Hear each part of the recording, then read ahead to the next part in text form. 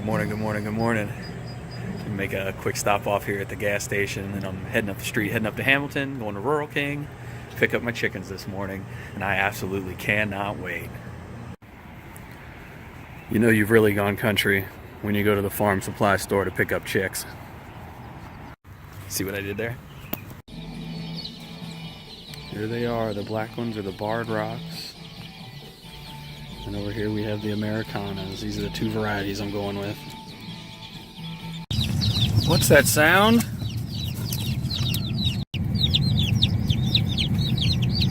And here they are. Ready to head home to Shinyatta. The first real farm animals. This is so exciting.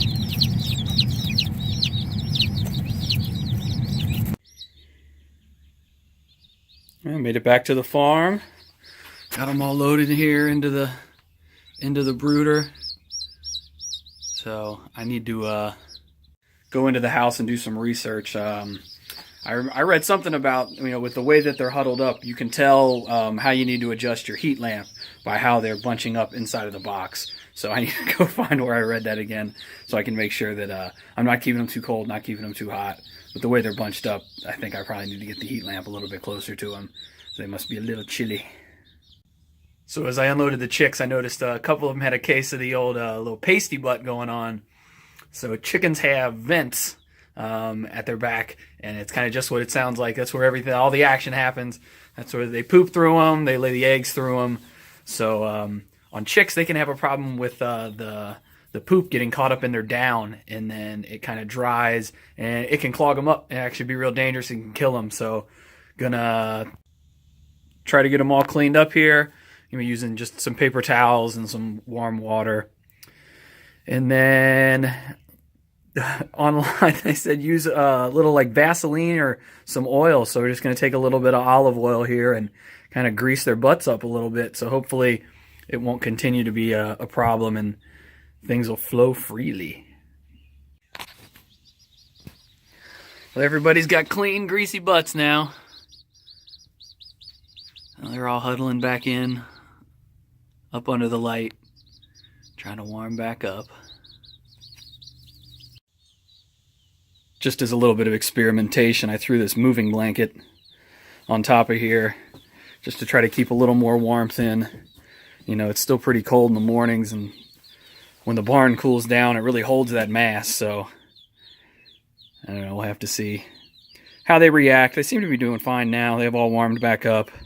They're moving around. You see they're not all huddled in a pile anymore. So, like I said, put that blanket on top of there. I'll probably just keep it on there at night. Just try to keep a little more heat in there. They always can move. The box is plenty big. They always can move out away from the heat. But I guess I probably prefer it to hold in more heat than what I need than not enough heat.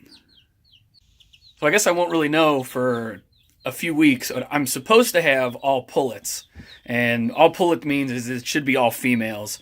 I'm not really interested in doing a rooster at this point. I'm not trying to raise new chickens. Like I've done with everything else, I kind of want to start this at more like a hobby kind of level, so I can see if it's something that's fun. It's not too much work, because I do still have a full-time job, as much as I'd like this to be my full-time job.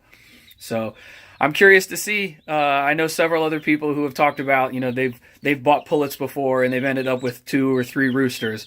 So I'm curious to see if I end up with any, but hopefully I end up with a dozen females, not some loud cranky rooster. So I bought 2 varieties of chickens. One of them is called Barred Rock, and one of them is called an Ameraucana. The Barred Rock is a Plymouth Rock breed. They're called a Plymouth Rock because they were America's first chickens. Chickens are not a native species to the United States. Chickens actually all originated in Southeast Asia. They were a jungle bird. So, the reason they like to roost and they like to perch is because, they perched in trees to avoid predators and stuff. But the Barred Rock, B-A-R-R-E-D, those are I've read a couple different places, they refer to those kind of as like your grandma's chicken. Those were the sort of birds that back in the 20s, 30s, and 40s, during World War I and World War II, when people were trying to support the war effort in keeping backyard chickens, that was a real typical variety for back then, because they're a good dual-purpose bird. They both carry quite a bit of meat, and they're good egg layers.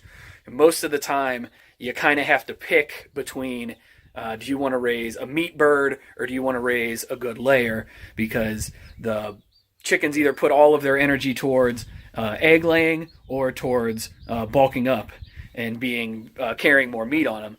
So there are some that kind of meet in the middle. They're not as good of an egg producer and they don't carry quite as much meat as a meat bird. And these barred rocks are one of those type varieties.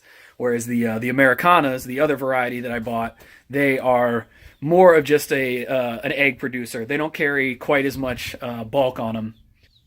I have 6 to each, so the Ameraucana should be a little bit better layers than the barred rocks. But I think I can expect maybe about 5 eggs a week, 4 to 5 a week from each barred rock, and 5 to 6 a week from each Ameraucana. So I should have quite a few eggs, maybe 8 to 10, 11 eggs a day. So if you see me, you're probably going to be getting some eggs from me. One other cool thing, the barred rocks should lay brown tan type eggs, but the Ameraucanas are what they call Easter eggers. So they will lay blue or green eggs. I won't know until they start laying what color I'm going to get from them, but whatever they lay first, that's the color that they'll be, but they can be blue or green. So I think that's pretty cool. I'm excited to see them. So just realized, asked for 12, paid for 12, somehow ended up with 13, so I guess I got one little extra one. Everybody seems to be doing pretty good except for one. There's one, she seems like she's struggling a little bit. So I don't know, I'm just going to kind of keep my eye on her and hope for the best. Unfortunately, it kind of sounds like, yeah, it's to be expected that not 100% of them are going to make it to adulthood. So I'll keep my fingers crossed and hope that she pulls on through, but might just be an unfortunate part of doing this that, I won't see everybody reach maturity.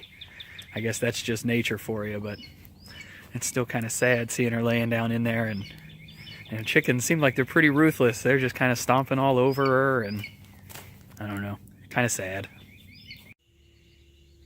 Make sure to keep your eye out for more chicken videos. I'll try to keep you guys updated on the process, and maybe I'll do like weekly updates so you guys can see how they're growing, see how they're doing.